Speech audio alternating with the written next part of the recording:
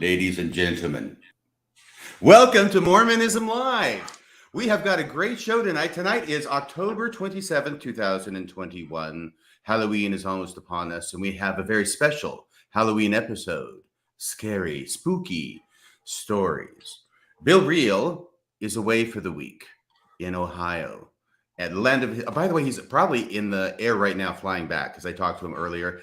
Visiting family. He could not be here tonight. So he stuck me with, so Jonathan Streeter was nice enough to substitute in as co-host because he knows how to run this thing. I have no idea how to run this thing. And dude, this is your show. I'm just here to press buttons. Okay, well, you can start by pressing my buttons. But by the way, I love this background that Jonathan Streeter came up with. And I just want to do a little bit of mood music, if it's all right with you, Jonathan. Excuse me.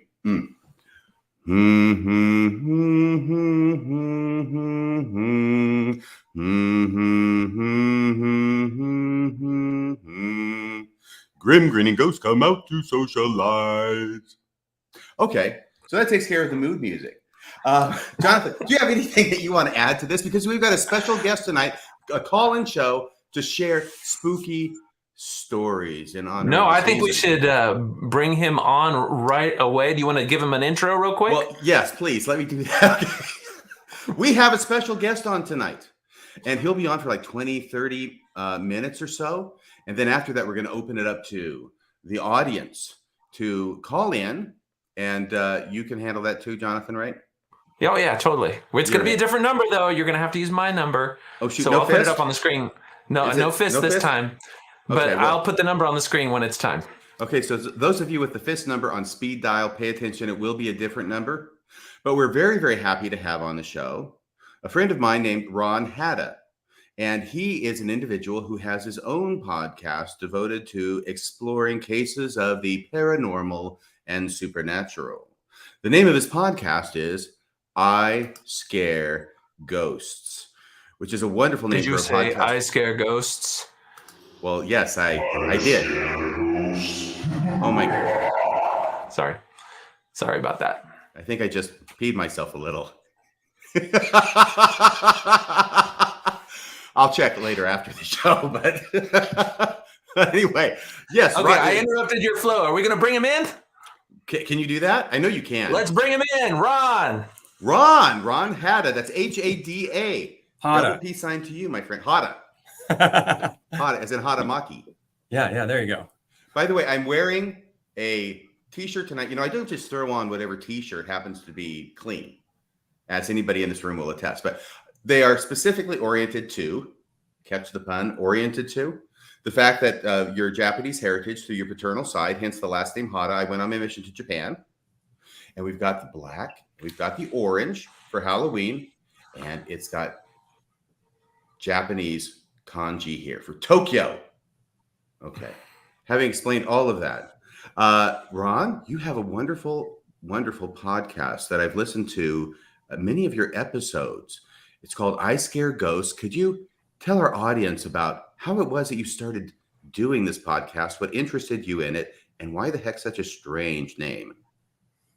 Well, I've always loved scary things and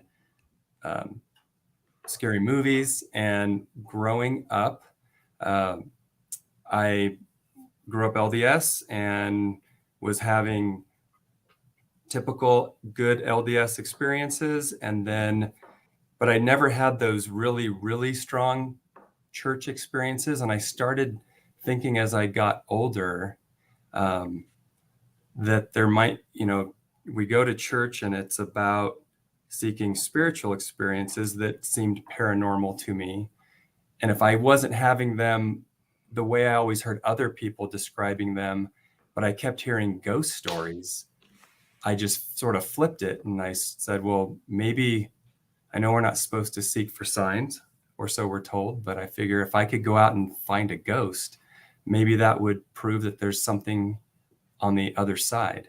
So I always liked that kind of stuff. And when I was newly married, my wife's aunt and uncle showed me a picture that they had taken when they stayed at the Hotel del Coronado in San Diego. And I'm from Southern California, but I had never really heard of this hotel. And this is back in the 90s when you would develop film. And yes, right. Yeah. So they showed me this picture and I held it, and there is a woman in the room. And they took this picture while they were leaving the hotel. And it's not your aunt. Nope. You No. can see through her. She has a parasol, and it looks like Kate Morgan, who is the lady that died on the boardwalk, probably from suicide, I believe. And so ever since that picture fascinated me, because they were taking pictures of rooms as they were leaving. And when they got the film back, this lady was in the film, but they never saw her in the room. And so that was sort of tucked in the back of my mind for a while. And somewhere along the line, just the idea of, I love the idea of old places to stay, places with history.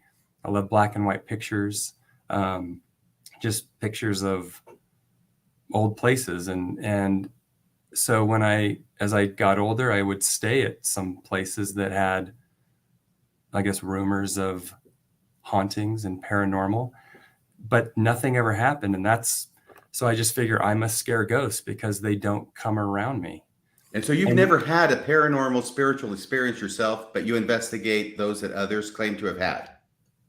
Yeah. And I love to gather the stories, and it's just been fun. This has been a hobby. I mean, I'm not a professional ghost hunter, but I've watched it. I watched the Ghost Adventures, Zach Baggins, and been to his museum in Vegas recently. And so, yeah, it's just something I like pursuing. And everybody loves a good ghost story. Oh, yes. Your podcast is I Scare Ghosts, and some would say that my podcast is I Scare Holy Ghosts. Where's the laugh track, Jonathan? Jonathan, did you go to sleep there? I don't have the laugh track. That's Bill. That's a special Bill thing. All you get from me is wah wah. By the way, when you say I Scare Ghosts, it makes me think of a line from a rather famous novel, this is a test. This is a pop quiz. You ready? He thrusts his fists against the posts and still insists he sees the ghosts. Answer? Anybody out there? That's it. You got me. It's it. Because remember, the main kid, whose name is escaping me right now, had the stutter, and so this was given to him by a speech therapist to repeat over and over to try and help him with that. What the? I think we might be experiencing something right now. Someone just left our office. I guess since I have my audio on, I'm on my office computer. Can you see through them? No. Okay. No. All right. So, okay. Go ahead. Now, I'm interrupting you terribly. It's to be expected. And Jonathan did you know you're on the screen while you're imbibing, Jonathan? What is that? Is the FCC going to come after me? This is Oktoberfest. It's a pumpkin ale. Pumpkin ale? I don't know. Could you hold it a little bit? Just hold it up there. A little closer. Right. So we can see it. It's a Shiner. Oktoberfest. It's not bad. Very, very good. Thank you very much for the product placement. Ron, would you please continue? I'm sorry. I apologize for Jonathan interrupting you. No, you had just asked me sort of how I started it. I travel around here and there for my work, and the idea just came to me a little while ago that it'd be fun to go stay in more scary places, and instead of staying at a Marriott that I've always stayed at or something like that, go look out old bed and breakfasts or an old hotel or something with a history, a private home. And there's it's just been fun. Even if I haven't experienced anything directly, I've had some good scares. It doesn't mean I don't get scared. Okay. Well, go ahead. Well, people have great experiences though of their own. That's the fun part of it, is getting other people's stories. What have you investigated that has scared you the most? The scared me the most. Please answer in the form of a question. Probably the Occidental Hotel in Buffalo, Wyoming.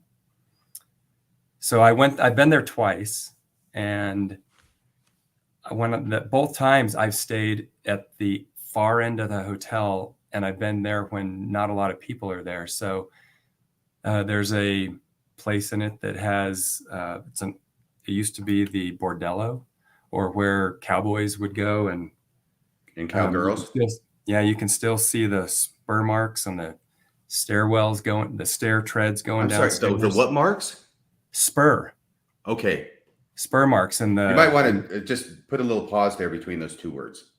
Spur marks as opposed to spur marks, because I wasn't sure about what you were seeing in the bordello. Okay, good point. Point taken. Welcome to the show, by the way. Yeah. Crazy.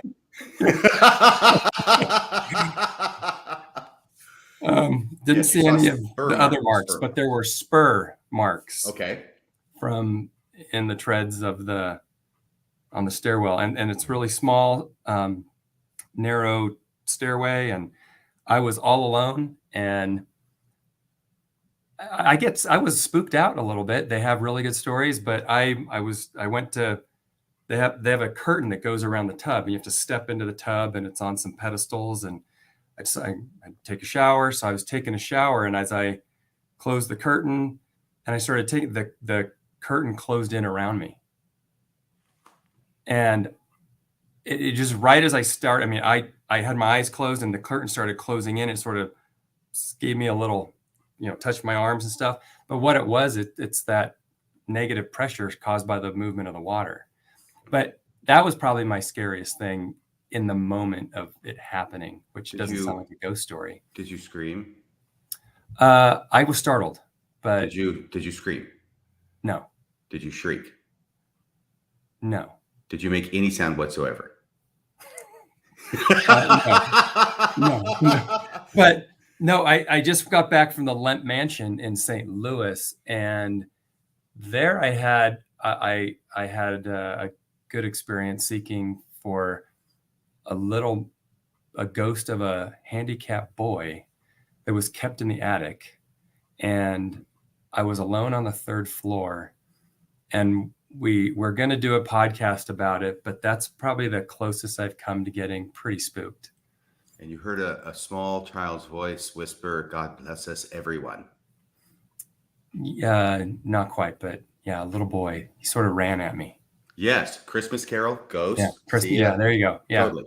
Yeah. Okay. Hey, this is very, very. But you've never experienced anything yourself except for some negative pressure, and but you've been in some spooky places. What is the incident that you've investigated then that you haven't experienced yourself, but somebody else has, that struck you as the most scary to you personally? Man, scared me personally. Let me go back. I brought up our little. I got our podcast list here. How many podcasts have you done? We've only done like 21. This is a hobby. If I'm going to travel for work, I'm going to go stay in a scary place if I can find it. Yeah. This isn't a full-time gig, but it's fun to talk to people. I love talking to the people at the places. One of the ones was I went back and I finally personally stayed at the Hotel del Coronado not too long, about a year ago. And you say that name, but is that like a reputed kind of a famous haunted? Oh, hotel? Totally. Yes. Okay. Yes. Right in San Diego. Yeah. There's a book, Beautiful Stranger.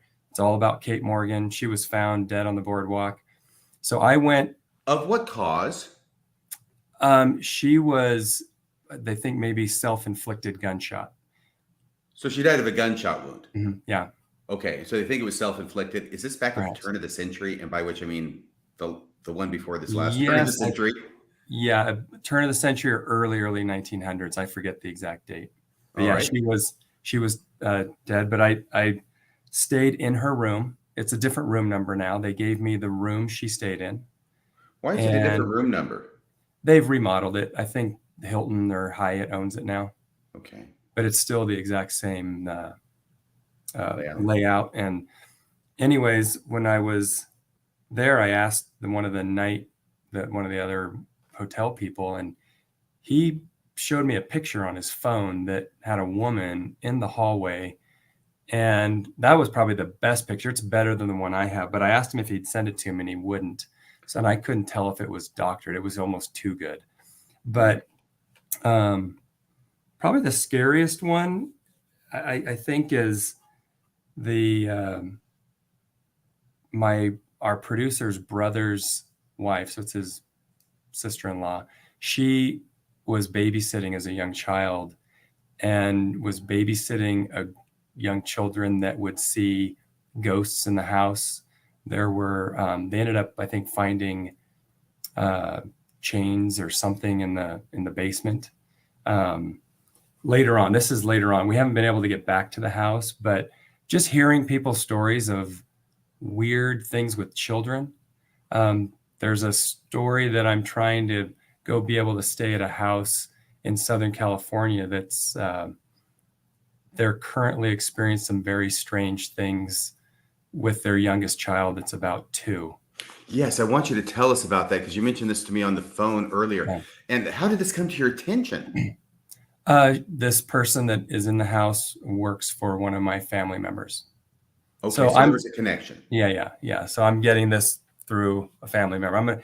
They're a little worried about the house, and from what I've gathered, and they have. This is probably a better story because I haven't been there yet, and but once you get there, you're going to debunk it, basically. Yeah, but the way it's been continued, they stay in the house. They have kids of multiple ages. The 2-year-old does not like a corner right when you walk in the house, right next to the front door, and will yell, roar. And this is a young 2-year-old that like point at the corner and just does not like to go there. The dad wasn't believing much, and the mom was starting to get a little concerned. And then the dad was doing something and looked over and saw their 1-year-old standing in the corner, waving at the corner. So this is the even younger sibling waving at it. So then that tripped him out. Then there's another, they have 2 kids that are late elementary school, early junior high age. And one of them goes to, has to get taken to soccer and had supposedly been left the house. The other one was upstairs and came running downstairs to talk to the mom and says, why haven't you taken, I don't know the sister's name, but why haven't you taken her to soccer? She's still here. She says, no, I already took her. And so she went back up and she looked and the sister wasn't there, and she came down completely freaked out. And because she had just seen her sister or a young girl walk by the bathroom door or go lay on the bed. Then the older brother has a girlfriend that they were home and he was downstairs and the girlfriend was upstairs using the restroom, whatever. And they thought they were alone, but she saw the sister who she thought was a sister go into the room and lay down on the bed. And then the boyfriend said, no, my sister's not here. She went up, no one's there. And why does it, she was freaked out. So I just like gathering these stories and hearing about different things that are potentially evidence of something going on that I just don't seem to pick up on. So it was just, for me, it's a fun thing to chase. And there's a lot of different stories out there of people seeing things, people hearing things. People, I think Zach Baggins' show's a little bit produced for sure. So yes, there's a history of a lot of people seeing things and the foundation of the LDS Church as well. Yeah, there is actually a story that I'm trying to read about LDS exorcisms, actually. And so we have our next episode coming out is about exorcism. And that was thanks to you when we were talking. And we've gone back and we've watched the Exorcist movies, and I've been looking at what is exorcism. And there's actually some stories buried within the LDS history of LDS exorcisms going back to Joseph Smith. The power of Christ compels you. I mean, the Catholics have I this long. I think they came up with that in the movie better than I don't think he. You don't think it's part of the exorcism ritual? Good question. It's so long. It's so Yeah, involved. yeah, I mean, the Catholics yeah. make this huge production out of it. Mormons just go raise their right hand to the square and say, "Get the hell out of here."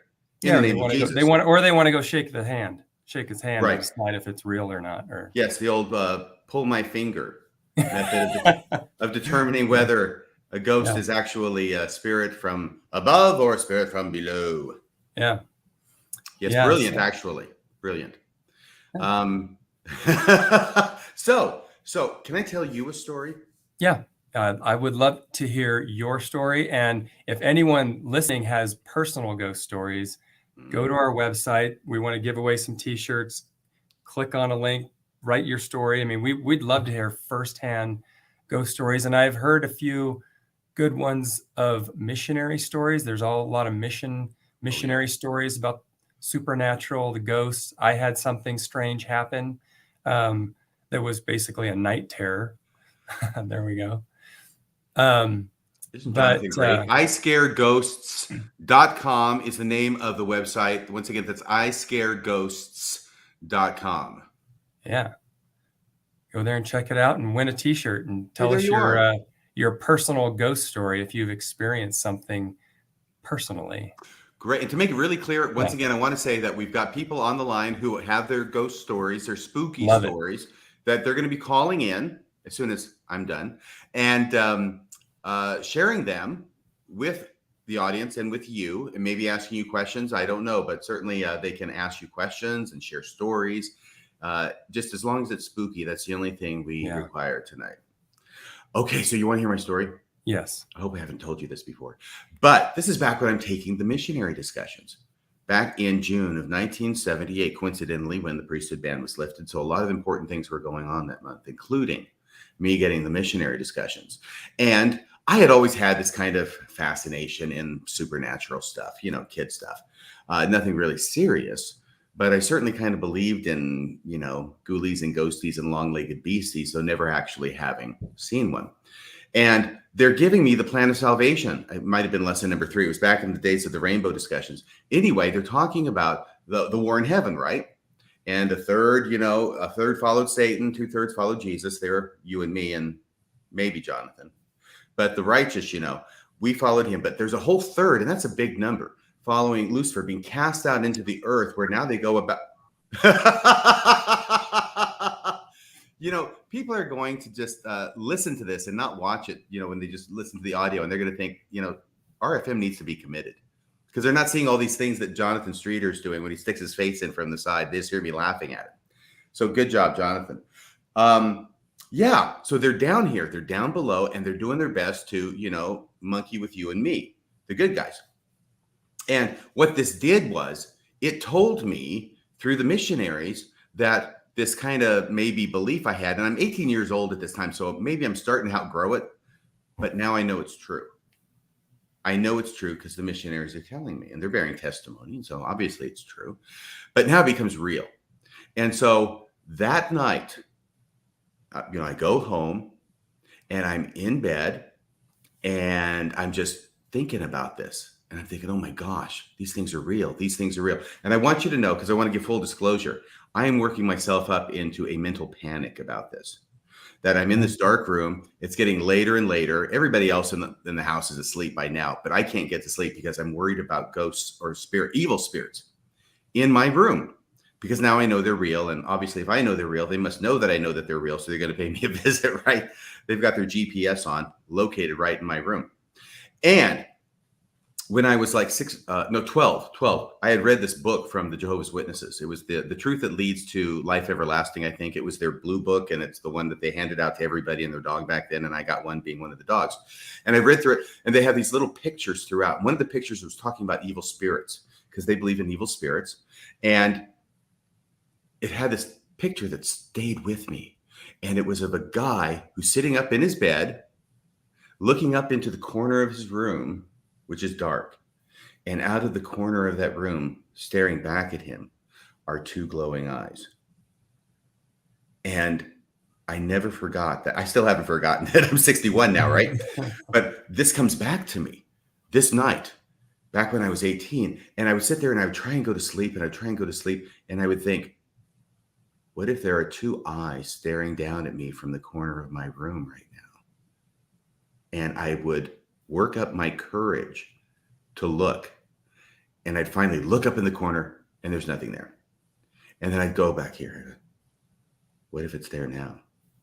And I'm driving myself crazy with this, right? So I keep looking up there in the corner. I mean, I'm actually under the covers by this point, and it's hot, and I'm not going to be able to get to sleep. It's like a Turkish sauna under the covers because I'm so nervous and everything. So finally, I sensed like there were spirits swirling through the air. This is the kind of thing I'm doing to myself. I'm going, you idiot. But now I need to go to the bathroom, because I've been for like 2 hours just working myself up into a frenzy. It's got to be midnight or maybe after. And now, in order to get to the bathroom, I have to first swing my legs over the side of the bed and put my feet on the floor. And I'm thinking, I'm not putting my feet on the floor. What if there's something under the bed and here come the hands and boom, Yep. Right? For sure. So that keeps me in bed for another half an hour, at least, trying to work up the courage to just go to the bathroom. So I got to go. You got to go. And I get my feet on the floor and, well, nothing happened because there's nothing there. And I get up and I turn on the light and I go walking through my door down the hallway and then to the bathroom. So I'm in there. I got the door closed to the bathroom. It's the dead of night. We're out in the country. There's not a sound. Okay. And while I'm standing there doing my business, I hear as loudly and as distinctly as you hear my voice speaking to you right now, 3 distinct scratches on the other side of the door. Scratch, scratch, scratch. And I wasn't sure if it was on the other side of the bathroom door or if it was down the hallway, because of course there was my door, but across from my door was my parents' door. And I heard that, and it really took me back for a second, but then I thought, wait a second. There's a rational explanation for this, which is of course where we generally want to go first, because we got a Pekingese dog. It's my mom's dog, right? By the way, its name was Little Bit. And the reason it's Little Bit was because its mom's name was Skoshi. Oh, very good.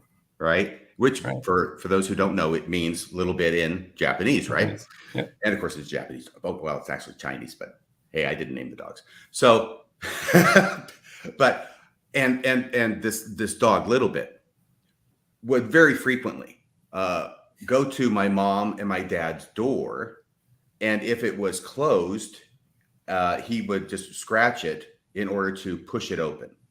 And then he'd go in and maybe lie down on the floor and go to sleep. So I got a perfect explanation for this. It fits everything.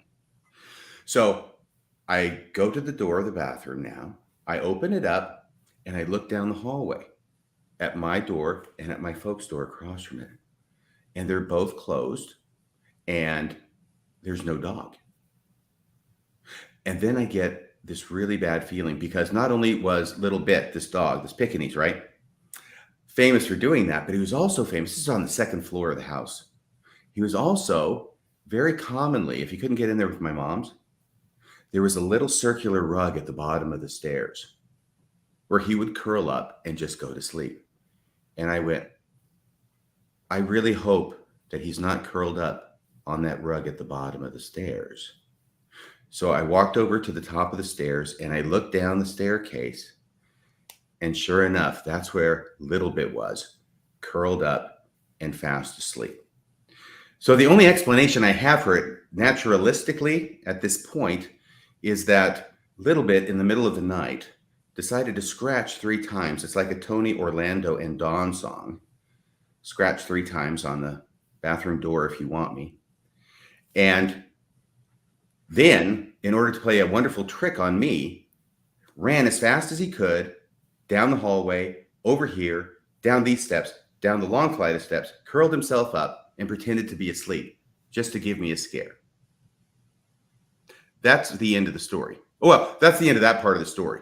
because now I'm really worried because I'm going, wait a second. I really thought that I was just making this up in my head. And now this is something I actually heard. This is more than just me imagining. And I went into my bedroom, I knelt down, and I did exactly what the missionaries told me to do, which was to pray in the name of Jesus, that these evil spirits depart. And I did that. I felt them leave, got into bed, and went to sleep.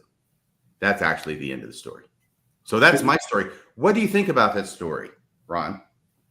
I think that is that's exactly what is so good about ghost stories. And when we always want to think of a naturalistic explanation of why things are happening, but there's always part of it on the good ones that it just doesn't leave enough of an explanation as to could it be something else. And so that's what I think keeps me seeking and other people, because there's ways you can explain anything.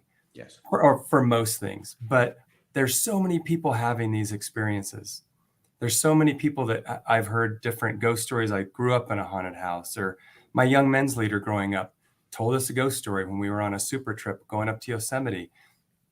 These crazy ghost stories of he grew up in a haunted house, and we were all fascinated. And I think maybe some of that started even back then, because I think your story is awesome because your young mind, you've got to explain it. But the more time passes, you think, well, it loses a little, and then you have something else happen. So I think that's right up there. It caught your attention for sure. Yes. Well, anytime I tell that story, I always, in the interest of fairness, I always want to emphasize the fact that I was in a heightened state of fear and anxiety because of my mind. And because I think that that's got to be understood. Were you hearing things that weren't there, or did you think you hear something that was there? Like if someone else had been there, would have they heard the same 3 scratches? I don't know. That's what I've asked people like mediums and psych people that say they've seen a ghost in a group. Yes. There's one lady we interviewed, and they said they saw this sailor off in the distance, but multiple people saw him, and he was not alive. But I got to go back. I'd have to go back and hear the podcast that we did. But the idea that multiple people can have the same experience is good. You had one by yourself.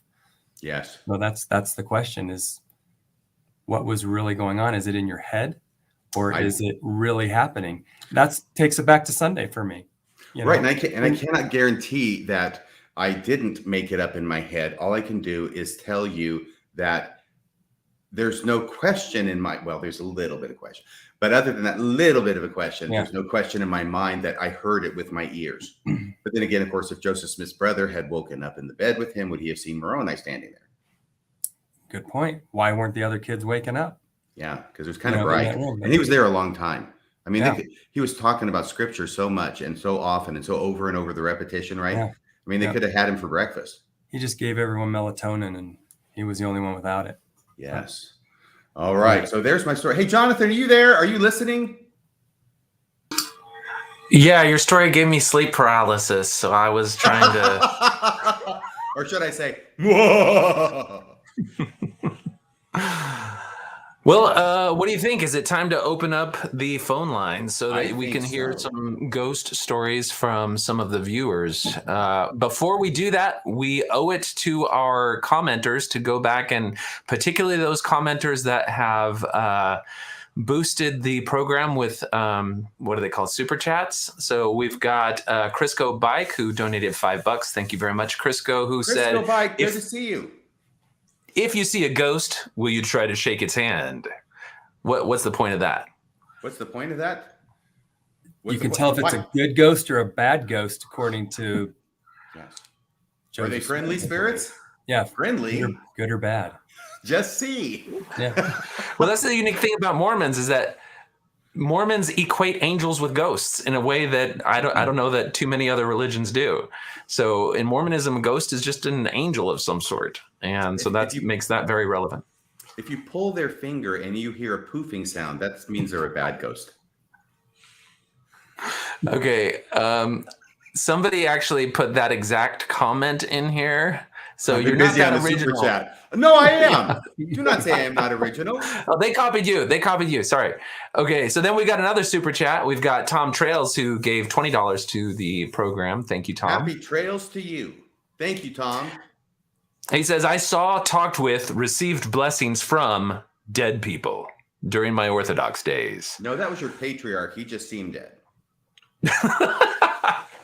Well, hey, Tom, if you want to call in once we post the number, we'd love to hear some of those stories because, there's people who have this committed experience that is in their past. That's the kind of stuff we want to hear. Okay.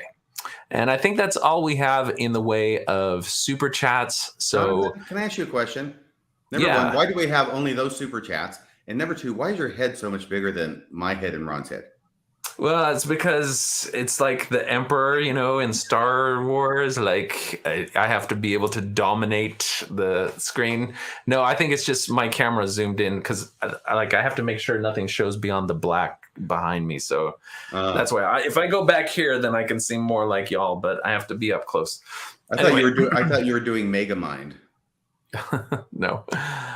All right, let's see. So let's go ahead and let me put our banner up. If you would like to call and share your own ghost story with us, you can call in at 210-422-2222. There's not the fist tonight. Now it's just hit the number 2104 and then just keep hitting 2 until it starts ringing. 2222? What does that spell? I don't know. There's ABBA. I can't see because I have all the lights off in my bunker. All right. Well, again, that number is 422-2222. And you can call in and share your own encounters with the supernatural of the ghostly variety. Yes. Until that happens, there has to be. Oh, wait, hold on. We got something. Let's see what we have. I'm not like Bill. I can't pre-screen. So hello, you are on Mormonism Live. Yes. Hey guys, how's it going? I can't believe it got through. I'm so glad you did. Can you hear me first of all? Can you hear me? They can hear me. Okay, Gimpy, it's great to hear your voice. We got to do a test because this is a new technology. RFM is going to talk, and I want you to tell him if you can hear him. Super. At this point, hello, can you hear me? Yeah. Hey, RFM, yes, I can hear you. It's a miracle. Jonathan Streeter is the miracle worker. His role will be played by Anne Bancroft in the movie. Okay. Yes. Hey. All right, cool, okay. You want me to talk, John? Yeah, go for it, man. What do you got for us? Okay, well, no, first thing, a hauntingly delightful show tonight. That's very good. Listen, how about, does a Ouija board story count? Yes. Well, if something really scary happens, yeah. Oh, well, yeah, no, this is a true life event, for real. About age 19, I was visiting with some of my, about college age, some of my bros and everything. I had to move out of state, but I moved back visiting them, so I was staying with them for a couple nights. And they had a Ouija board and were screwing around and being goofballs and not thinking much about it. And by the way, this was before I'm out of the church now. This is before I joined the church even. I joined about a year after this or something like that. So I didn't even have that perspective to deal with. So this is just something out of the blue that blew my mind. So anyway, so we're doing stuff and we're screwing around, and it's not like in the movies it started, moving on its own and all that scenario. I don't even remember what we asked or anything. All I remember was there was this really bad energy, and it was really freaky, and the lights started to flicker a little. And the phone, this is back with the phones where they, you dial, and so when the phone rang, it's that classic phone ring. That was ringing, but it wasn't the normal pattern. It was very erratic. It was very weird, and it freaked us the hell out is what it did. And so we put that Ouija board away, and that was always impressed upon my mind, and I never wanted to mess with Ouija boards again. But I want to tie that back to some of the great ghost stories. Can I ask you a question? Can I ask you a question? Yeah. Did you answer the phone? Yes, I did. What happened? And it was dead. It was dead. That part was like the movies. It was dead. Not even the dial tone? No, as a matter of fact, thank you for me. No, there was no dial tone. It was really weird. It was kind of a real staticky sound, but not, the classic dial tone. And that blew our minds. And we were just screwing around, So I've never had an explanation for that. But I want to tie that back to the ghost stories with that energy. There really was a Joseph Smith dark energy, it was there. But with these stories here, is any type of energy connected to that? Or does anybody ever feel presences? Or I'm just kind of looking from that energy angle because it was so notable in my account. So anyway, stuff to talk about and a true story. Can I ask you a question at this point? Again, is he still here? Gimpy? Yes, sir. Yes, sir. I'm here. Excuse me. Whenever I say your name, Gimpy, it reminds me of this gerbil that my brother had when we were kids. Because it had a leg that didn't work, and so Oh, poor we call him Gimpy. Gimpy. The cat got him eventually. I don't know how the cat got into the terrarium. No. We were sitting out there watching a TV on the couch, and here comes the cat batting little Gimpy down the hall. It was it's traumatic. Anyway, the thing I was going to say was that I've had, especially when I joined the church, and for a couple of years thereafter, I had a lot of experiences with good forces and bad forces. And what I came to recognize was this feeling that I would have that I associated with an evil presence. And that was like a very heavy, cold lead feeling right here in the pit of my stomach. That was the negative energy as I experienced it. It was, I could kind of relate to that. And it was dark. You know what I mean? I didn't see any figures or anything like that, but it was dark and freaky. And I don't think I've had an experience exactly like that before. Not with the Ouija board, but with that specific feeling of bad energy. Here, flip the script. I've also wondered, what if somehow that energy came from me or my friend or something weird? I don't know. What makes light flickers and phones ring funny? And nobody was around to prank. This is no prank. This just happened as it happened, Yes, and sometimes, of course, there's just a confluence of events, what we would commonly call coincidence, that there's an electrical malfunction of some sort that happens to be occurring right at the time you're doing the Ouija board. Right. Or what if Jesus was looking now going, okay, he's messing with the Ouija board. Here we go. I don't know. Who's to say? Well, there's a theory. Of course, there's certain theories. And of course, this is the theory that the Warrens subscribe to, Ed and Lorraine. And if you don't know who that is, that's okay for now. But they're the people who are behind. They're represented and portrayed in the Conjuring movie and that sequence of movies. So anyway, but the idea being that, first off, if you're dealing with evil spirits, then they will appear as darkness, and they will be so dark that even in a dark room, they will appear to be black, a black outline, even within the black room. It's an absence of light. And then there's other people about ghosts, of course, who are not evil spirits, but they're good spirits of those who have passed on, but haven't gone through, to the light, actually, because they're stuck here. They're stuck for some reason, and they appear as a lighter type thing. And there are some theories that a ghost actually manifests itself by using and drawing energy from the person to whom they're appearing.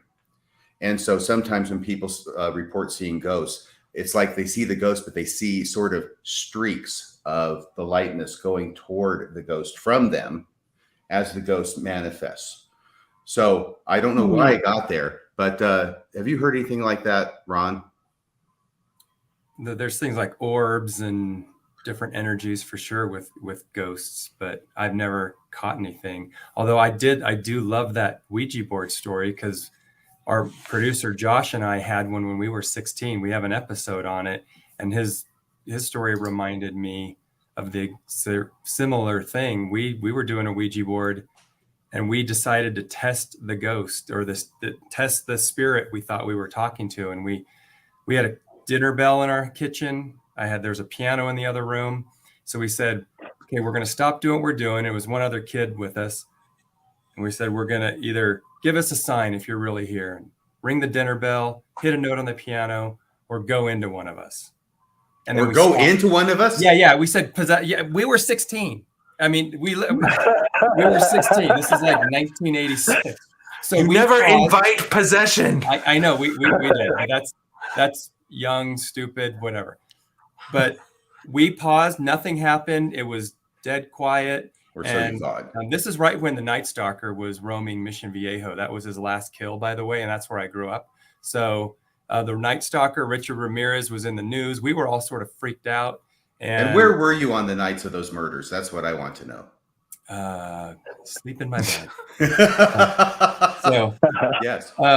But no. Hey, Gimpy, thanks for the call. I'm going to go ahead and clear up the line so that someone else can call in. Thanks, Gimpy. Well, thanks, Josh. Bye. All right. Yes. Ron, go ahead. Oh, no. So we turned the lights on and nothing was happening. And Josh was standing in the corner holding my BB gun, and he was not opening his eyes. And David and I were looking at each other. He didn't. And we had also just watched Eddie Murphy Delirious, which is one of the funniest comedy shows I've ever seen. So you could repeat lines from that. And we started saying stuff. Josh wasn't cracking a smile. He wasn't doing anything. So I took the BB gun out of his hand, shook him. We turned the lights on. He doesn't remember it. But anyways, that Ouija board story, that happened. Something similar like that happened to me growing up, but nothing since. Oh, that's interesting. He had a BB gun. I'm glad you disarmed him quickly. Yeah. That's all I had. I didn't grow up with guns. I wonder where he was on the nights of those murders. Yeah. All right, we've got a call. I want to hear this, but can I say something about a Ouija board really quick? Oh, we got the caller. Go ahead. No, well, I was saying, caller, if you want to hold a second, I'll intro you at the right time. Go ahead, RFM. Not to bring down the spookiness here, but what is that? He doesn't have it muted. Oh, okay. Mute that man. No, Ouija board, a secular explanation, because a lot of people think that's such a weird word, and it's really hard to spell it. I mean, you really have to work hard to know how to spell this. But actually, my understanding is that the Ouija comes from two words from two foreign languages. The first is French, the second is German. It actually means oui, ja, which means yes in French and yes in German. It is a yes board because the idea is that it tells you what you want to hear. You've heard of yes men? Well, this is a yes board and a yes planet. Yep. All right, that's really cool. Time for our caller. Hold up. Hello, caller. Can you hear me? Can you hear me? Yeah. What do you got for us? Oh man. Name, please. I have one just recently. I was doing family history, and my sister and I were talking about nefarious dealings of the family. I'm sorry, what? Nefarious dealings of the family? Dealings of the family. Like what? About four. Danonites stuff. Is that like Danites? Yeah, kind of like Danonite stuff. You have members of your family who are Danites? Yes. They are now long since deceased. Okay, so back to Missouri days. Yes. Okay. And under Brigham days, too. Okay. We got into some old stuff. We were talking about it. I was over the phone. I'm not going to give family names away for reasons. We were over the phone and just talking. And so we were doing the whistles back and forth of the whistles that were noted down that they said they were doing back and forth. Can you give us one of those whistles? And do you know how to do it? Yes and no. I can't do it correctly. Oh, okay. And I don't have the whistle to do it. Oh, you mean you actually you use an instrument, a whistle, as opposed to just using your mouth? Yeah, they use the whistle. Okay. Yeah. What's the point of the whistles? So I think they were according to the diaries, they were using them to talk back and forth. And when they, one of the diaries said, if you whistle this tune, it'd be the last thing these guys would ever hear. So I whistled that tune. My security system went off in the house. I didn't think anything of it. I went and reset the whole thing, took the kids off to school, came back, and the lights on the upper lights in the upper room, the main room where I did the whistle with my mouth. I can't repeat it. All the lights were on upstairs. So I went back, reset all the systems, called my sister, told her what had happened. And when I was talking to her, the room went down to 0 and all the curtains in the house went up. Okay. And The then there room was went a down to voice 0? loud and clear. I'm sorry, Yeah. the room went down to 0? Do you mean This happened temperature-wise? yesterday. Temperature-wise, I could see my breath. And then all the lights all the curtains went up in the house, and you hear it was not me. On the phone, my sister heard it, I heard it, and it was someone else, but you're related to him. I'm related to him? That happened yesterday. I'm related to him. Is this one of the Danite ancestors that you're talking about? Yes, I am.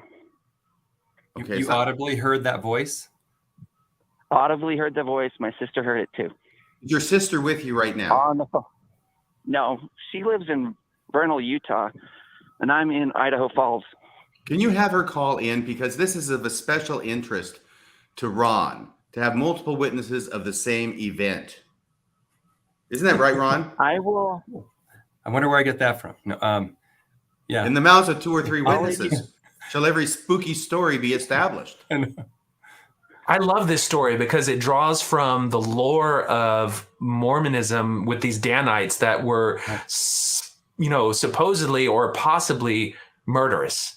And so you have the spirit who may feel guilt over actions in the life. And then you combine that with, was there a secret communication that the Danites could do to one another where they could mark someone for death through a particular whistle pattern that was a secret code that only other Danites would have? And like all that combined gives you such a rich backdrop that would then take a spirit who was restless, who, perhaps wanted, particularly to his descendants, convey innocence or something. There's a reason that spirit hasn't crossed over because there's an unresolved issue. It's a beautiful backdrop to have a story like this happen. I don't know. What's your take on it, Ron? I mean, to me, like the ingredients of a good story are all there. Oh, 100%, especially seeing your breath, the room going to 0, like going to freezing. I mean, that's many ghost stories talk about drops in temperature, but that's seeing that, lights going up, the drapes going up. That's a good one. You say this happened yesterday. It happened yesterday, right Without around 9 o'clock yesterday. 9 o'clock in the morning. Yes, sir. Yes, because you had just dropped your kids off at school. Now, without saying what your address is, okay, you said your sister lives in Vernal, Utah. Where do you live? What city? What area? I'm in Idaho Falls. Okay, so you're north, Idaho. I'm guessing, if you're in Idaho. I don't know the geography very well around there. I apologize. How far is that from Vernal? Probably as a crow flies, probably about 3 hours. 3 hours? So about 5 hours. 5 hours in a car. What was your sister doing at your house? She wasn't at my house. We were on a phone call. I was on a phone call with her talking about family history. Was this like a Zoom thing or just audio on the phone? No, just audio, just phone to phone, like I'm doing now. Okay, that's good because the ghosts aren't into digital; they can only do analog. Be careful. Be careful how you say that, Mr. Sperm Marks. But that's the other guy. That's not me. Yeah. Oh, that's right. Gosh, I'm just surrounded by people making all these obscene references. Would you stop it? This is a serious show. Okay, so now let me ask you. So she didn't actually see this then? Oh, she heard the voice. I heard the voice. It came over she heard it and I heard it. It's not me. It's someone else that you're related to. That you're related to. Just a normal everyday voice. Nothing haunting about it. Oh, really? And what did it say again? Someone else that you're related to. It's not me. And we were talking about the person just not giving name, anything, but we were on a normal conversation. We understood the person that we were talking about. And it's not me, but it's someone else you're related to. Are you saying that those are the words that you heard? It's not me, but it's someone else that you're related to? Yep. Okay, that's what was confusing me. So you're actually quoting what you heard. I just quote it. Exactly. Okay. It's not me, but it's someone that you're related to. What did that have reference to? My sister understood it. I did not. It's like it's an answer to a question that somebody's asking. That she's been asking. She's a family historian. She has all these weird experiences, and normally it's the first one I've ever had when we've been talking about family history. Like I said, I'm a former Mormon. She's a former Mormon. So we're out. But at the same time, it's just family history that she got tied up in. And yeah. That is a cool story. Thank you very much. I was going to say, thank you so much for sharing that with us. I mean, that's the spookiest moment of the night. Excuse me, scratch, but it was a close number. Okay. All right. Well, I fell asleep during that talk. All right. So we're going to, I have to poke fun at you somehow. All right. Thanks for the story. I'm going to clear up the lines for the next caller. Okay, cool. All right. Take care. By the way, thank you. It's been my observation that you cannot have terror unless you also have humor. It's definitely easier to deal with it. Yeah. Because otherwise it's just Johnny one note, and who cares? You have to have humor to offset the terror. It's like there must be opposition in all things. I was fighting the impulse to go off screen and start talking about, hey, why are you sharing my story with that RFM guy? But I couldn't do it. Well, yeah, you're not me, but you are related to me, though, Jonathan. All right, you are on Mormonism Live. What's your name? Tim. Tim, what do you got for us? I have 3 stories. Okay, hit us with the first one. First one, when I was a child, I could see spirits in the trees when I was out and about. What did they? Is it Tim or Jim, by the way? Tim. Tim with the T? T, yes. Yeah. Tim, what did that look like? They look like normal people just hanging out in trees. It's like they're sitting on the branches or something? Yes. What were they? Could you see through them? They were like misty. Yes, play misty for me, so you could see through them. They were opaque. Yeah, I could see through them. Okay, opaque means you can't, though. What's translucent? Okay, yes, so sort of. Okay, and was this at night or during the day? Anytime. So both night and day? Both night and day, yes. All right. Well, did you attribute anything to this? Pardon? I mean, what sense did you make out of this? Because this is interesting, seeing ghosts in the trees. You're being raised Mormon. You're told that spirits are watching over you. I thought it was my ancestors watching over me. Okay, or maybe they're your ancestors in your family tree. That was horrible. Correct. I'm sorry. I'm sorry about that one. It's okay. RFM, I get it. Was there any communication? Any communication that went on between the two of you, or no, them and you? No. You just had the sixth sense. No. Did you? Yeah. Yes. Did you tell your parents? Yes. I actually only have told a few friends. I never told my parents or anybody in the family about it. Is there a reason you didn't?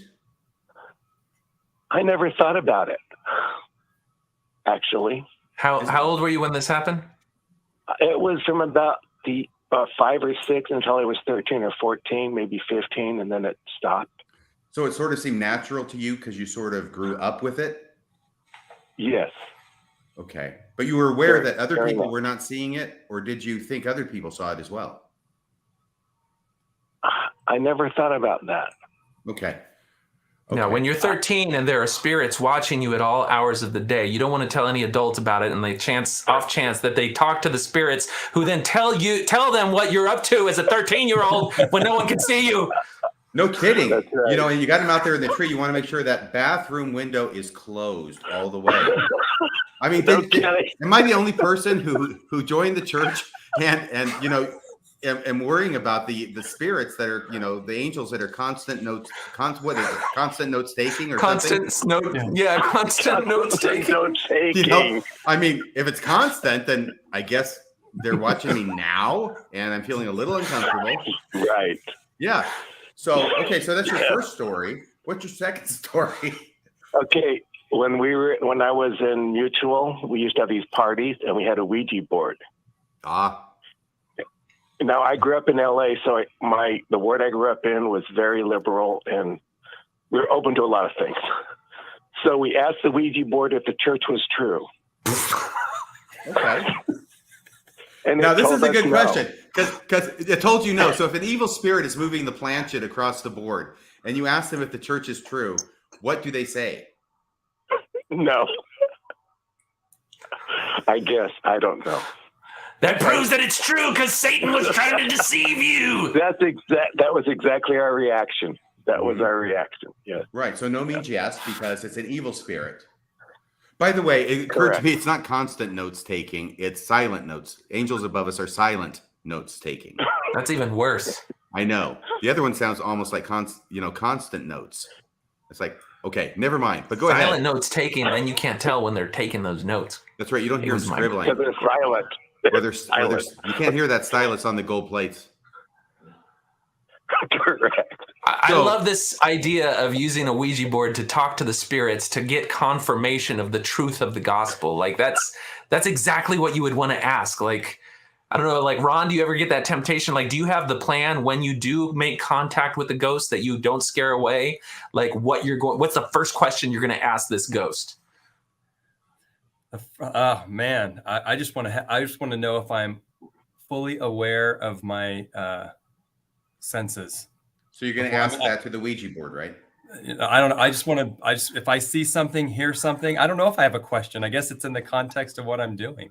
But that's so the pinch me question is the first one is like, okay. Yeah. Is this real? Make sure I'm not sleeping, like I'm not hallucinating. Like, is the handshake a form of that? Yeah, if you could. Of course it is. Yeah. Can I just say something about Joseph Smith here for a second? Joseph Smith is kind of hit and miss. On the one hand, he can give us these soul-expanding cosmic visions of the heavens in Section 76. And on the other hand, he can give us this absolutely nonsensical, crazy version of pull the ghost finger to find out if it's good or bad. You know? So not all revelations are created equal, in my opinion. But this one you said, Ron, had you ever heard this apocryphal story within the church about the lady who did all of her family history using a Ouija board? No. What? Well, now you have. Yeah. And I can't remember where I heard it. So it's totally apocryphal. But you asked, is the church true? And the planchette went to no. No. Yes. Spelled out no. Right. Correct. Okay. No matter what it said, you could run with it in either direction as to why am I getting this answer? That's great. But you know something? This is an absolutely fantastic story from my point of view, because it shows how within a religious system, and especially within Mormonism, that no matter what happens in response to your prayer or request or pretty much anything, the answer is always going to be interpreted, the church is true, even when the answer is, it's not. Right. That's that reframing. All right. Third story. And then we're going to kick you off the line. You disagree with me, Mr. Streeter? No. I agree. I just want to get his third story so we can go to the next caller. Okay. Well, don't rush it. This happened in Germany while I was on my mission. My companion and I were riding our bikes, and his bike stopped, and it literally bounced around on the ground, and sparks were flying out from his feet. From his feet? Yeah. Were his feet still on the pedals? No, we were on the ground. I mean, the bike, it didn't do a circle. It did like a point of the compass, went around like 360 degrees. It bounced like up and down in a circle, like bouncing. He wasn't riding in a circle. The bike literally moved like north, south, east, west, except, it went all the cardinal points of the compass, and then it stopped. Did you think that your companion was doing this himself? No. It was the freakiest thing I've ever seen in my life. I can't explain it to this day. What did your companion say about it? He was so freaked out. What happened? What just? I don't know. It just felt like something overtook his bike. He said something took it over and just did that. Were you new in the area? Because they do those pranks on the newbies. No, I was there I was in Paderborn for about 3 or 4 months then when it happened. Okay. Well, that's really interesting. No, it was not a prank. It almost sounds like a form this of was real. Yeah, it almost sounds like a form of. Okay, It almost sounds go like okay, it's okay. It almost sounds like a form of poltergeist activity, which would be very, very good since you're in Germany and it's a German word, and Geist means ghost, and polter means I can't remember what. Can you help us out with that, Ron? Poultry, it's chicken. Oh, it's a chicken ghost. Yeah. No, I made that up. I pulled that out of my butt. I do not remember. Yeah, I never remember that, but the Geist part is the ghost. And there was another time when we were riding our bikes, and I saw his bike make a right turn, go down the street, and I followed what I thought was his bike. And I got down the street, and his bike wasn't there, and he wasn't there. And he was still going on the B1 towards town. Okay, you lost me there about that part about he was still on the B1 going towards town. So he makes a turn on his bike.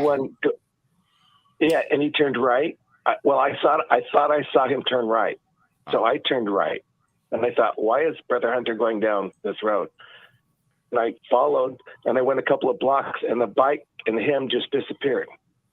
It wasn't there.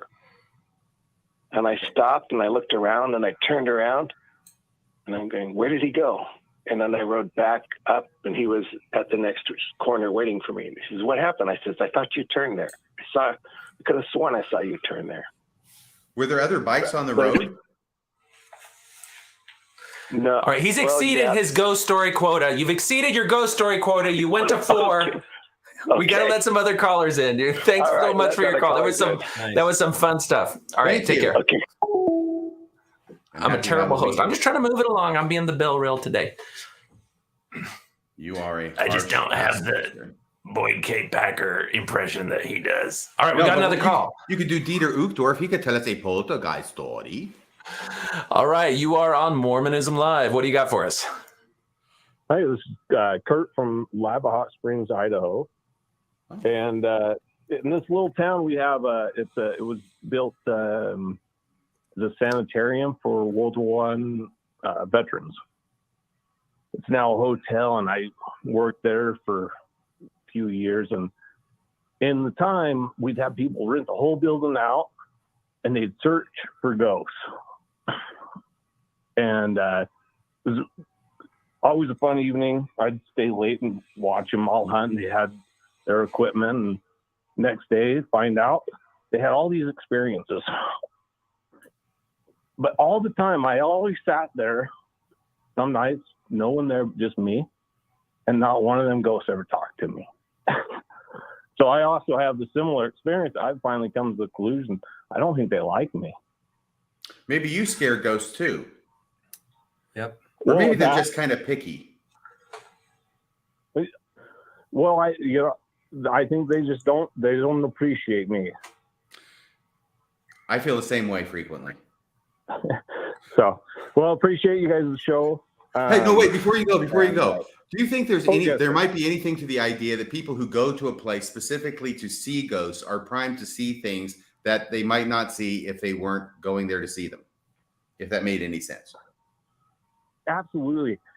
But the interesting thing is they send they'd send me photos and recordings, and they had things there. And I'm not really a big believer in much of that. I also grew up Mormon, big fan of you guys' show. So, but I just kind of think this is it.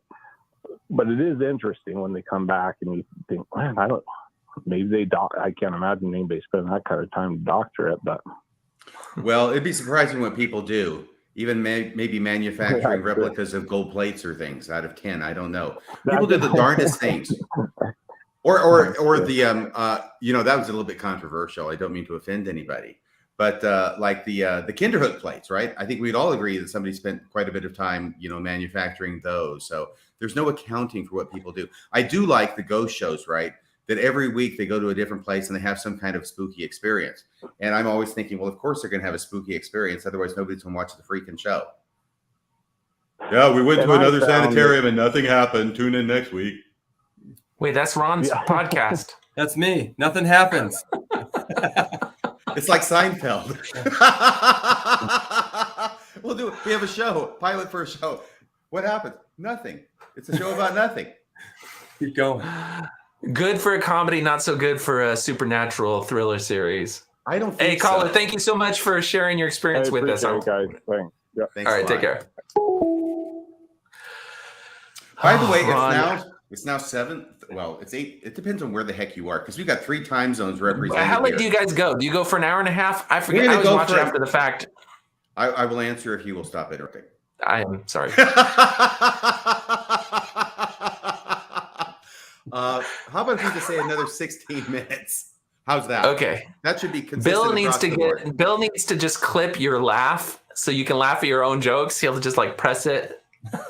Oh my gosh, yes. Hey, you are on Mormonism Live. What do you got for us? We're talking spooky stories. Good to talk to you. This is Sister Evans again.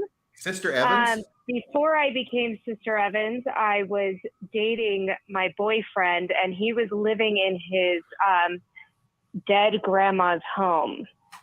And we had been warned by his brother and his wife that whenever they got in fights or did things, that grandma would make ice fall out of the refrigerator ice maker onto the kitchen floor. So they'd be in the middle of a fight and ice would come out and hit the floor. And my husband and I are generally scientifically minded. And so I had always asserted that it had just been jammed in there and it kind of melted. And once it melted, it would all fall out. So I decided that that was what had happened. Well, one night while we were dating, we decided that I was just going to sleep over. There wasn't going to be any hanky-panky, but I was just going to stay the night. Is dating what we're calling it tonight? Yeah. And so when we made that decision, ice fell out of the refrigerator onto the kitchen floor. I'm sorry, when you made the decision to what? To date or not to date? No, for me to stay the night. So you decided not to date. I mean, not to stay the night. No, I said. Grandma wants them to get busy. Crazy. Yeah. No, I'm like, no. I'm not going to be afraid of this. That's just a coincidence. I'm still staying. I'm not going to be scared out of this place. So we watched the movie we were watching, and you really wanted to date, didn't you? Yeah. As we're falling asleep, yes, a cuckoo clock in the front room that hasn't worked in over a decade went off. It went cuckoo? Yes. Okay. So what we happened were then? convinced then it was Grandma, and that she didn't want me to stay the night. And that if I stayed the night, we would probably get in big trouble with God or Grandma or something. And so clock. as the clock was going off, my now husband was scrambling to quiet it down, I just got the keys and ran out of the house. Wow. That reminds me of a quote from Hamlet. I think it's Hamlet. Be thou chaste as ice, thou shalt not escape calumny. Or thou shalt not escape the cuckoo. That's an amazing story. So really, you've got like a couple of appliances trying to keep you guys from dating. Yeah. You don't usually see that kind of activity in a major appliance. Yeah. Sorry, that's like Ghostbusters, right? You don't usually see this kind of activity in a major appliance. Yeah. Anyway, That's all. Thanks, guys. I love that's the story. a great Thank story. you. By the way, I think there's a reason that Bill has it set up that nobody can hear me. The callers can't hear me. I think it helps. I'm impressed that you managed to get through that entire call without working a reference to soaking in. That speaks to your class and sophistication. I don't. That's do that right. kind of joke. I don't even like the idea of bad jokes, of classless jokes. All right. We got the phone lines are open if you want to call in and tell us about a spooky story. Yes. Apparently the spirits are against premarital dating.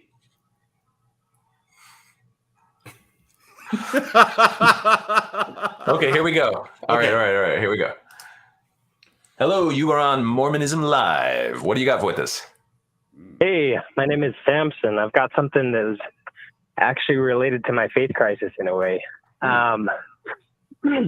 So when I was going through my faith crisis, I got a little bit desperate, kind of like Ron, to have a spiritual experience, and I wasn't getting anything from the other side. So figured I'd do the thing that we're told not to do, which is to see if I could invoke a demon or Satan or something. So I went for a walk late at night out of the cabin, and was basically just saying, you know, Satan, demon, whatever, if you exist, then make yourself known. And waited for a while, and nothing happened. Usually you have to be a little more specific. Yeah. So well, nothing happened at that time. Okay. Nothing happened. But a few months later, I was sitting with a couple of friends who had also stepped away from the church, and it was about 1 a.m. We went outside and we were talking, and I was telling a friend about about when I had gotten pretty extreme in my existential crisis, and to the point where I had done that. And I said it again, you know, Satan, demons, or Satan, you know, if you exist, or evil spirits, you know, make yourself known. And I had said it again to show him what I had done before. Anyway, we went back inside and we were hanging out in the cabin, which is away from everything and all people, and, you know, miles away from everything, out in the middle of nowhere. It's about 1 a.m. in the morning. And we were sitting there talking, and suddenly the doorbell goes ding a ding a ding a ding. It rings 4 times, and we all look over at the door, and it's dark outside, and we were freaked out. And I walked over, and they were like, "Are you expecting someone?" I was like, "Not out here, no, never." So went over to the door, opened the door, and they were kind of just staring out for me for a minute, and I just sitting there wide-eyed and looked back, and there was nobody there. And so for the next 20, 30 minutes or so, I had a hard time continuing the conversation because I could not figure out what had happened.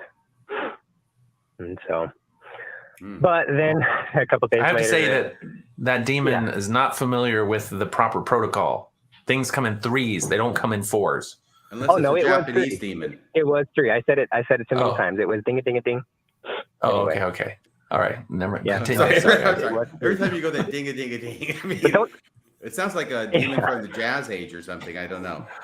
It's a good thing you had one of those quick doorbells rather than the bing bong bong bong bong bong bong bong. It's ding dong, Satan calling. That's an old Avon reference. You know, you're right, Ray. No human being would ring doorbells like that. Yes. So you were spooked out. You were spooked out by this for the rest of the evening, and I derailed the conversation. Continue. Yeah, no, spooked out for the rest of the evening, rest of the conversation, because I was just racking my brain. What on earth was that? How could that have happened? Well, it turns out that was just happened to be the very first time of a shorting doorbell. That for the next week or so, every once in a while, randomly, it would go off to the point where it annoyed my wife, and we took it apart. So randomly, are you sure, Samson? Well, it was actually the ghost of an electrician who was trying to ensure the financial security of the fellow fraternal brothers of his union, who died by electrocution when he was fixing that very doorbell 10 years ago on a night just like tonight. Yeah, maybe the case. Yeah, and I gotta tell you, that's where my mind goes when I hear stories related to electricity and appliances. Is that, I mean, it's electricity. It does crazy things, especially when there's strange connections and surges and all sorts of things. It doesn't mean that's always that way, because then there's the other side of the argument, which is that because of this susceptibility that electricity has to being manipulated by other forces and the way it can manifest to us, that's an easy way for spirits to communicate. Yeah. It's kind of like Ouija boards. You know, you hope that the ghosts are literate and they can spell. Yeah, because otherwise it's really hard to understand the messages. Yeah. And there's no like commas or periods or exclamation points or question marks on the Ouija board. So you got to feel it's like the original text of the Book of Mormon. Book of Mormon. You got to give it to Albert Grandin to put in the punctuation himself. Yep. Because otherwise, you all right, caller. Thank you so much for your story. Thank you. Otherwise, you end up with spur marks. The line of the night. I mean, does the spirit mean spur marks or something else? All right, we got 10 more. Can I tell you something? Okay, I will put this call. We'll go ahead. First off, the number 4, I said, it was a Japanese demon, an oni, because 4, very bad number in Japanese. Really? Okay. Probably the same thing in Chinese because Japan is so much derivative from China, where they came from. But you know this, right, Ron? As a missionary, you never knock 4 times on a door because 4 is she, and she with another kanji means death. Oh, I didn't know that. So 4 is like hour 13. When I say hour, I mean the universal hour. Western. Western, right? The third to the unlucky number. They don't care about 13 in Japan, but 4, you don't even knock 4 times on the ceiling if you want them because it's considered very rude and bad luck for obvious reasons. Can I just tell you one other thing, Jonathan? Yeah. This idea about knowing the name of the demon you're calling. Okay. When you're summoning demons, look here, let me give you a little primer on the thing. Okay. Take notes. When you're calling a demon, you have to know the name of the demon that you're calling. And there's all sorts of other things you can do like circles and blah, blah, blah, but you have to know the name of the demon you're calling because anciently and demonically, knowing the name of a demon or other entity gives you power over that entity. And you'll see this reflected in the Old Testament, where there's several instances of it, but like where the angel appears to Samson's dad, right? It's Samson's dad. And it says, you know, he's another of the miracle babies. We don't usually talk about him, and I hope I'm getting this right. If not, please don't look it up and just pretend that I have it right. Okay. But, you know, we know about Hannah, right? And her son, Samuel, I think. And of course, there's Mary in the New Testament. But Samson's another one. And it's the angel appears, and I think the mom's past bearing age or something. He's another miracle baby. And the angel appears, says, hey, you're going to have a baby. And the dad says, hey, what's your name? So I can, you know, like send you a thank you card. And the angel says, hey, I'm not telling you my name. What, are you nuts? We don't give out our names to just anybody. So it's reflected in there because you don't give your name to anybody because that gives them power over you. And I had long since, okay, this is coming to the conclusion. The point I've been laboring toward is that I had theorized that was the purpose of receiving a new name in the temple, because then you receive a new name that Satan doesn't know, but that God knows. And therefore, God has unique power over you in the resurrection by calling you forth by that name. And Satan can't do the same thing because he doesn't know it. And this is why the men have the women's name so that they can have binding control over them, but the women don't have the men's name. Absolutely. You know, I've got 2 ex-wives, and I know both of their new names, but come resurrection morning, I think I may have a problem forgetting them. I have a problem remembering them. I'm sorry, I don't quite remember that name. You're going to accidentally say it one time, and they're going to be like, hey, I'm here in Celestial Kingdom. No, never. Not even once. All right. Well, do you want to grab one more call? I would love to grab one more call. All right. So wait, I've been letting Ron, do you want to say anything? I've been talking a lot. I am enjoying this. Okay. Okay. This one's gonna be all too. Okay, hold on. You are on Mormonism Live. What do you got for us? Well, this is Roger, and I used my powers to get through. So, as you know, I can get through. Anyway, maniacal laughter from Roger. Uh-oh. This is not a scary, but just an interesting thing that a gentleman helped me on the road the other day, And I started telling him How was he family dressed? stories about. How was the man who helped you on the road Oh, yesterday dressed? Was it like ancient Mayan? Oh, no, he just a regular person. You couldn't hardly even tell that he was different. You couldn't even hardly tell he was Nephite, is what you're saying. That's exactly right. Okay, yeah. Anyway, I was telling him about family stories that I'd found on Family Search, and he was all excited about it. He said, "I wish we could find out different. I could tell my kids stories about their ancestors too." And I said, "Okay, I'll look back. Give me your name of your grandpa, and we'll go back through Family Search and see where we hook up." So I went back, and we hooked up. It was interesting. A little family there in Salem, Massachusetts, and he had descended from one of the sons, and I had descended from the other of the sons there in Salem, and their sister had been burned as a witch. Can I tell you why that story's not true? Yes. There's an old trick question, which is how many witches were burned during the Salem witch trials? And the answer is none, because in America they hung witches. It was in England that they burned them. Yeah, well, she was executed. Okay, there you go. Wow. So are you related to this person who was executed as a witch? Yes, my direct ancestor. What do you make of that? Well, we were She both. gave birth before they burned her. We were both descendants of the same family from Salem, Massachusetts. That's quite a coincidence. Do you think it's more than a coincidence?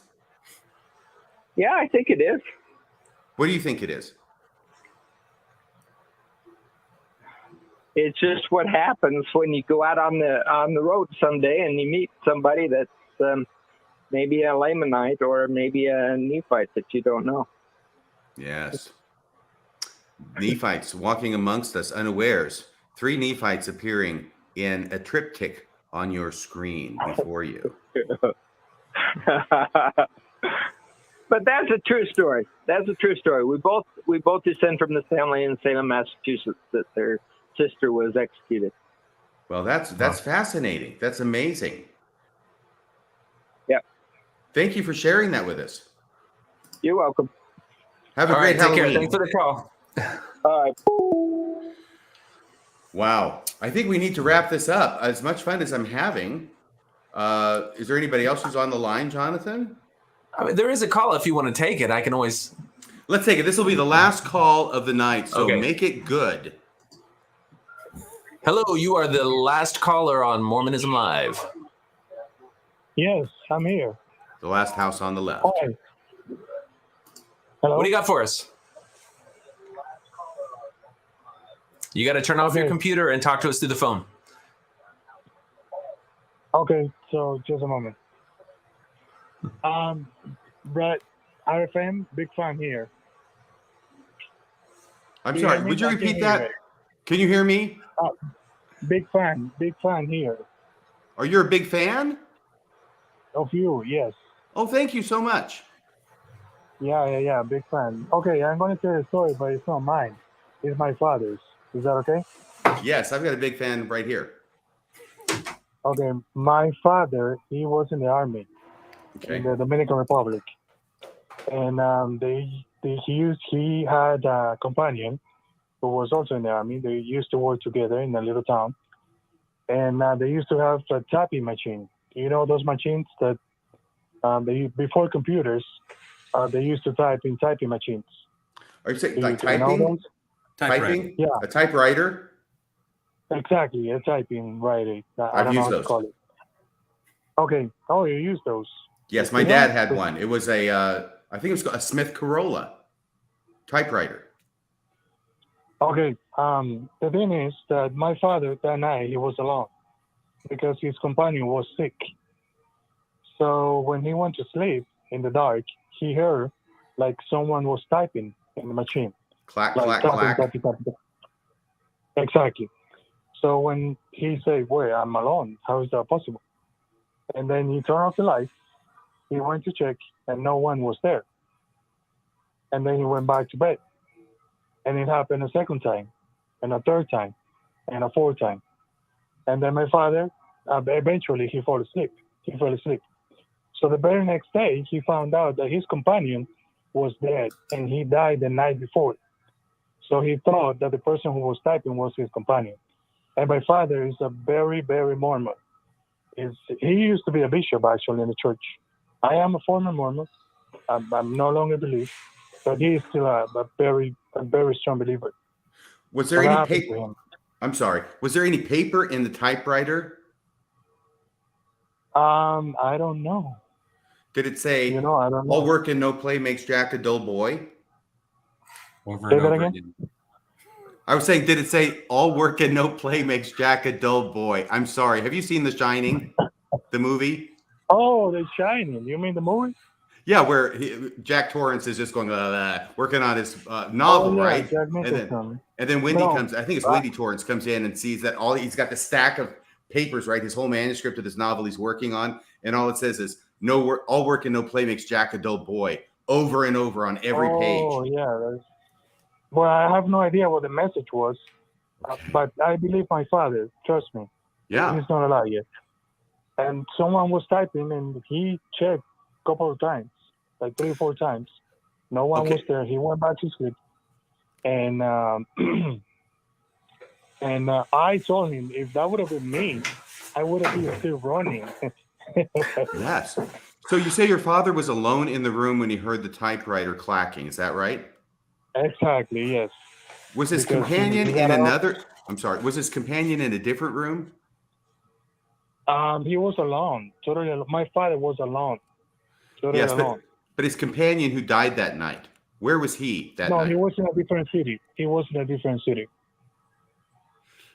I'm sorry. He was in a different city? Yes, the companion was in a different city. Oh. Yeah. They were breaking the law. Yeah, not together. I have no idea. Maybe it's because he was sick, because he died that night. Oh, maybe he was in hospital. Yeah, because I think that. Exactly. Now, I'm sorry, because I understood you to say that this is while your dad was in the military. Is that right? Yeah, he used to be. That was when he was in the army. Yes. Okay, not when he was on a mission. Okay. No. He wasn't a missionary. I was a missionary, but that happened even before I was born. Long time ago. You. But when this happened to your dad, was he a missionary for the church? No, he was not even a member back in that time. He was in the military at the time. Okay, so it's a military thing. Okay. Yeah, military. Yeah, he was in the military. Yeah, in the army. Wow. So yeah, that's interesting. I think I would still be running if that happened to me. Yes. Well, what did your dad think? Did your dad think that his companion who had died that night in another city had come to his room and was typing on the typewriter, maybe trying to pass along a message? He believes that. Yes, he does believe that. Yeah. Oh. So I have no idea, because this is what they used to do. Back in those days, they used to send messages by using these typing machines and other machines. So I guess, I don't know, it's a way to say goodbye. I don't know what the message was, but yeah, that happened. Can I ask you something? And I apologize if maybe the language is an obstacle here, but is it possible that what you're describing is a teletype machine? Where someone types a message in another location and then it goes to a machine that's somewhere else and types up there? No. Okay. No. That's not the case. No, I'm certain. No, that's not the case. It was just a regular typewriter. Exactly. Just a regular typewriting. Yes. Okay. Wow. It's so interesting when something spooky and difficult to explain happens, like the typewriter that your dad heard when he's alone in the room at night. And then it gets coupled with something else, which is apparently coincidental. In other words, it's happening at the same time, passing of his military companion in another city. Yeah, he was in another city. And then he found out that he was in the hospital and he died the very same night.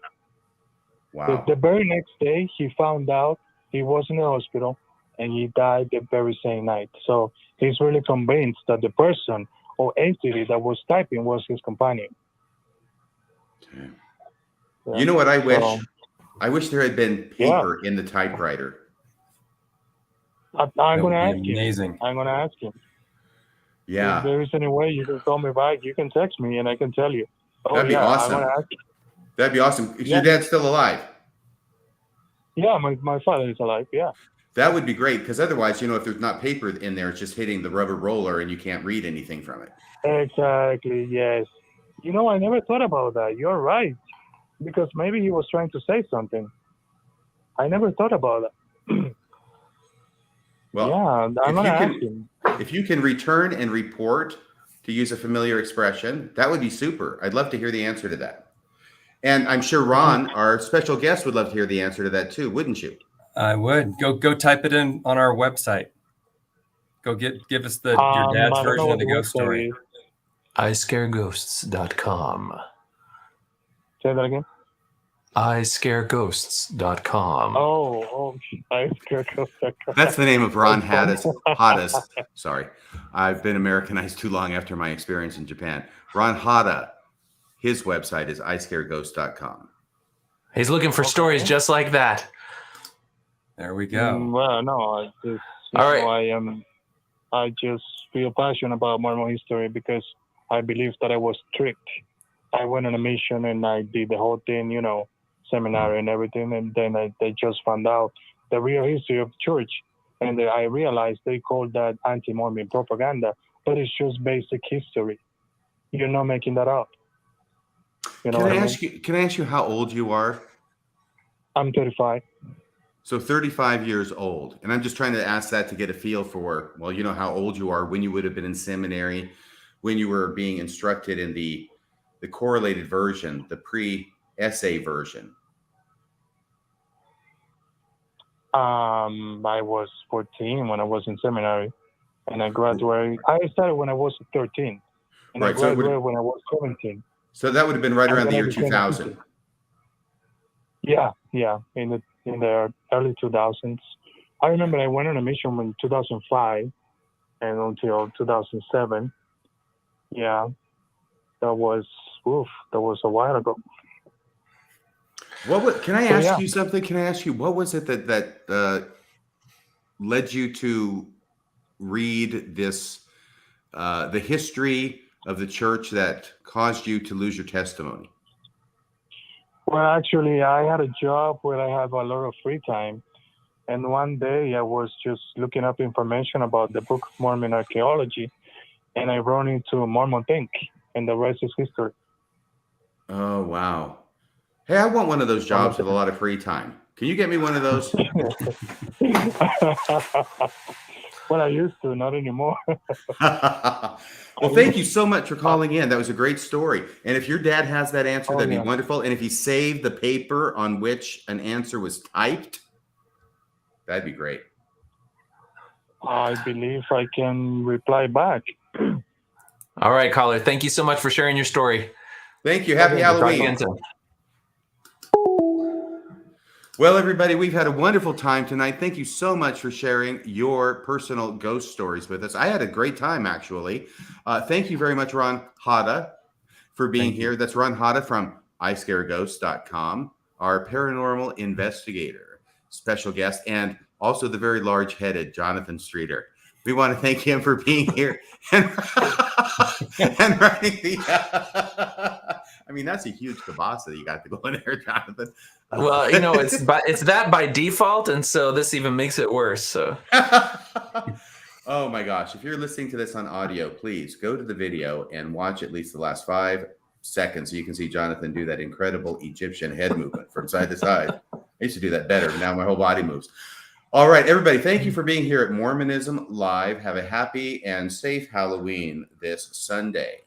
By the way, this Sunday will not only be Halloween and not only Reformation Day, but I understand that several apostles will be in England, and they may indeed be trying to do an English rescue. not unlike the Swedish rescue of 2010, I believe it was, and the Boise rescue of 2015 or 16. Yeah, things are going south so bad in England. I should probably say Britain because I think it includes Scotland and Ireland and Wales. Don't want to leave out the Wales. That they're landing en masse to try and help people come back to church, and we'll see how that goes. I wish them all the best. I wish them Godspeed, and I hope that they are successful in their mission. All right, RFM, before you let us go, though, you got to give us a debate update. Oh, geez. A debate update. I've been getting calls all day. I mean, my gosh. I'm getting a call from John DeLynn. He's going, what's going on with this debate? I said, I don't know. The last thing that happened. By the way, for anybody who wants updates on the debate, please go to my Facebook page. It's Radio Free Mormon Facebook page. There's multiple updates there as to what's going on, how things are changing, and what's happening. But still, I'm not exactly sure what the Midnight Mormons are really doing, whether any of them are going to show up, whether one of them is going to show up, whether all of them are going to show up, whether none of them are going to show up. I hope at least one of them shows up because I've got a bet for $100 with some other guy who is betting me that none of them are even going to show up. And I said, no, at least one of them is going to show up. And if one of them shows up, it's probably going to be Kwaku L. Okay. And he's going, no, none of them are showing up. I said, bet you $100. He goes, done. So here's the deal. If none of you guys show up, you're costing me $100, not to mention your own dignity. So I hope you're going to be there because I'm going to be there. Wherever there's a cop beating up a guy, I'll be there. And I'll see you at Sean McCraney's church at 6:00 p.m. on Saturday, November 13th. That is 2 weeks from this Saturday. So I hope you'll get ready. Hope you get lots of sleep and take your vitamins because we're going to have a fun night. All right. Anything else? I think we were ready to wrap it up.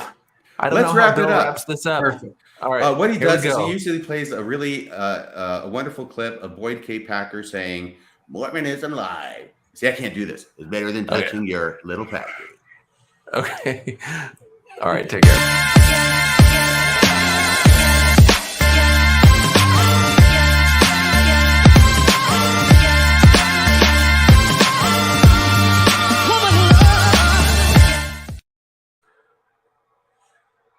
Hello, I am here. Somebody summoned me. I heard somebody say earlier, if you are demon here, make yourself known. So I have showed up. Where did everybody go? Hello?